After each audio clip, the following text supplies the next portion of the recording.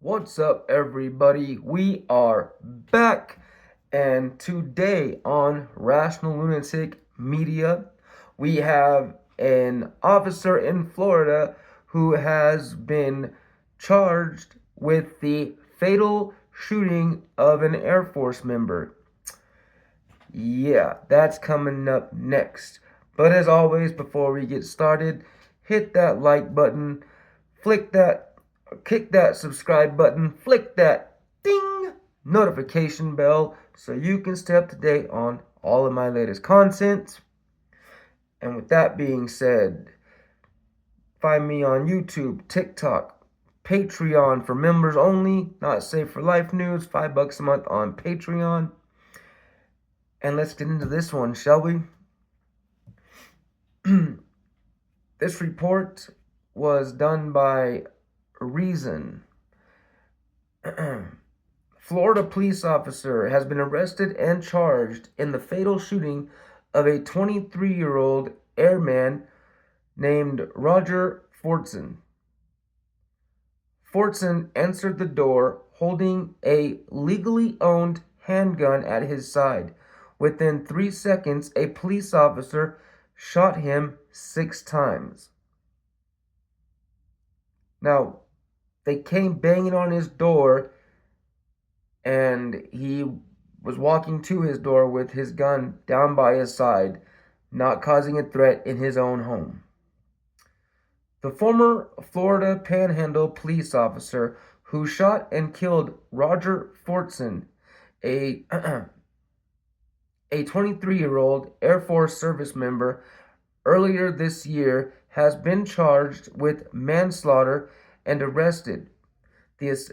Manslaughter, not murder, just manslaughter. The Associated Press reported. State's Attorney Ginger Bowden Madden's office announced Friday it had filed charges against former Okaloosa County Deputy Eddie Duran, age 38, for manslaughter with a firearm in the May 3rd killing of Fortson. The AP reported that Duran turned himself in and was booked into jail on Monday. Fortson was fatally shot after Duran arrived at his apartment complex in Fort Walton Beach, Florida, responding to a call about an alleged domestic disturbance. Duran knocked on Fortson's door, and Fortson opened it while holding a legally owned handgun at his side. This decision marks the first step towards justice for the family of Roger Fortson, Benjamin Crump, a prominent civil rights attorney representing Fortson's family, said in a statement to local media. Quote, "Nothing can even bring Roger back, and our fight is as far from over, but we are hopeful that this arrest and these charges will result in real justice." The Fortson family For the Fortson family.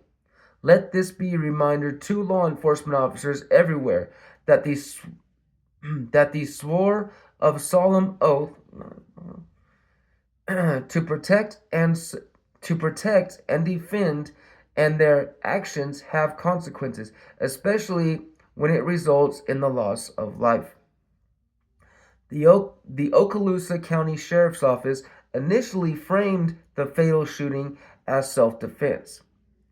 Quote, "Hearing sounds of a disturbance, he reacted in self-defense after he encountered a 23-year-old man armed with a gun, and after the deputy had identified himself as law enforcement," a May 4 statement from the Okaloosa County Sheriff's Office read.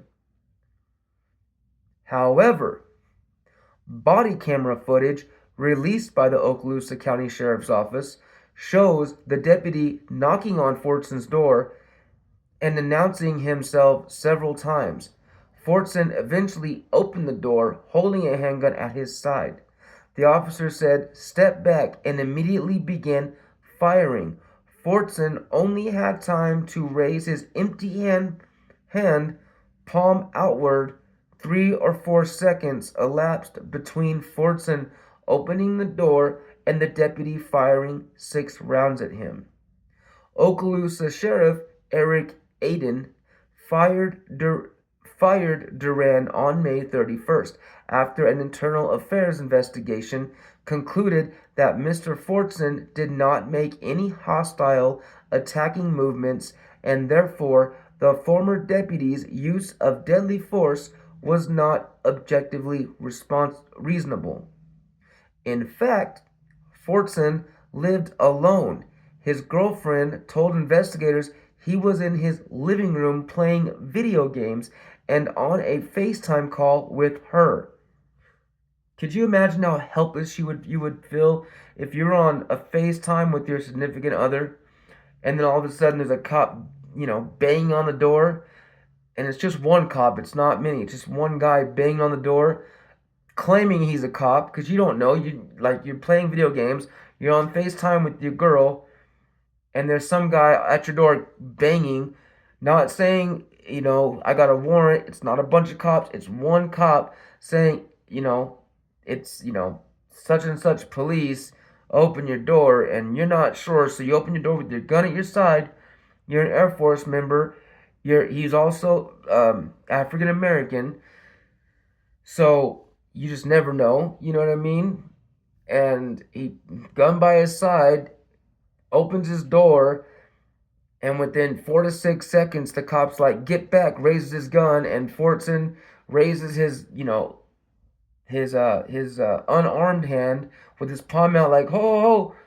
And the cop starts shooting. Do you know how helpless that must feel, as his girlfriend, being his girlfriend, on the other end of the phone, just having to hear, probably seeing partial, a little bit of it, but having to, for the most part, just being able to hear and not being able to do anything about that. Oh, that would be just such a helpless feeling. Anyway, he was on FaceTime call with her, not arguing, when there was a loud knocking at the door. When the banging continued and got louder, Fortson's girlfriend said he put down his phone and told her he was going to get his gun because he didn't know who it was. Quote, "This tragic incident should have never occurred," Aden said in a statement accompanying the internal investigation. Quote, the objective facts do not support the use of deadly force as an appropriate response to Mr. Fortson's actions. Mr. Fortson did not commit any crime. By all accounts, he was an exceptional airman and individual. As I wrote shortly after Fortson's funeral, the tragedy illustrates a problem Reason has written about over and over again. The government insists that its citizens have a Second Amendment right to own guns and defend their homes with them. But it also insists that it's reasonable for police to respond with deadly force when they're startled by the sight of a gun, or what could be a gun but might be a harmless object, or the knowledge that a gun is nearby, as in the case of Philando Castile. So basically it's saying, yeah, we as citizens have the right to defend ourselves, own a firearm, and defend ourselves. But a cop has the right to shoot you if that cop just feels threatened, by the mere sight of a gun or something that he thinks might be a gun. It could have been his controller in his hand down by his side. It could have been a black Xbox or PlayStation controller down by his side. And if that cop thought it was a gun and got startled by it, then apparently he has a legal right to shoot and kill you. Make that make sense, people. Duran told investigators that he shot Fortson because Fortson had aggression in his eyes. Really, bro? Because he's pissed off that you're banging on his door for no good freaking reason?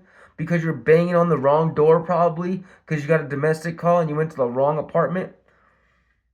I think anybody would have a little bit of anger in their eyes, bro. Like, but he had his gun at his side, which right there should show you he knows what he's doing with a firearm, because that's what you're trained to do when you are trying to show that you're a non-lethal threat, that you're not prepared to use that gun unless absolutely necessary, but you want the person in front of you to know, hey, I am armed in case they want to get, in case they're trying to use any kind of deadly force or trying to get physical and you don't want them to. With his gun down, that pretty much shows, hey, like, I'm not a threat. I'm just letting you know. Here it is in case you're a threat. Because I don't know who you are banging on my freaking door. And I'm kind of pissed that you're banging on my door to begin with. So my eyes show that I'm a little bit frustrated by that. That gives you the right to shoot him? Well, this is why, luckily, he's been arrested for at least manslaughter. So he had, let's see, where was I at? Aggression in his eyes. And, quote, it is him or me at this point, and I need to act as opposed to react. Yeah. Reason recently reported on a New Jersey-based police training company that glorified violence and promoted unconstitutional tactics. After being exposed by a New Jersey government watchdog and banned in 9 states, the company declared bankruptcy and relocated to Florida. So there was a company, where was they at? So there was a New Jersey company who trained cops in unconstitutional violence. They were exposed, claimed bankruptcy, so they pretty much didn't have to pay anything. They got out scot-free and went to Florida and continued to do the same thing they were doing in Florida that they were doing in New Jersey. You think they'd have a federal ban on training police in unconstitutional violence against citizens. But no, they can just like a lot of cops who get in trouble with their precinct and just skip to different precincts, they just go ahead and bounce to the next one because, the precinct doesn't like to do formal paperwork, just gives them verbals, or they'll do the paperwork, but it's not filed properly, or it's not checked up on properly when they go to look for another job.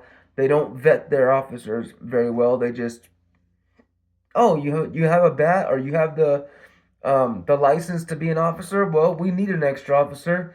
You got violent hands. Perfect. You're perfect. Come on over. Like, it's ridiculous, man.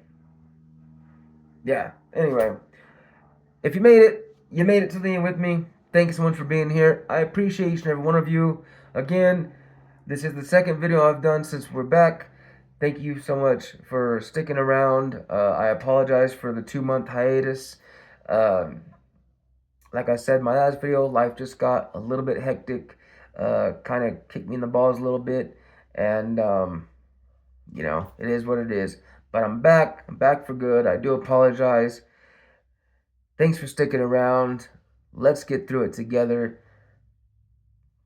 Here we are. Anyway, if you haven't done it yet, hit that like button, flick that subscribe button, kick that ding notification bell so you can stay up to date on all my latest content.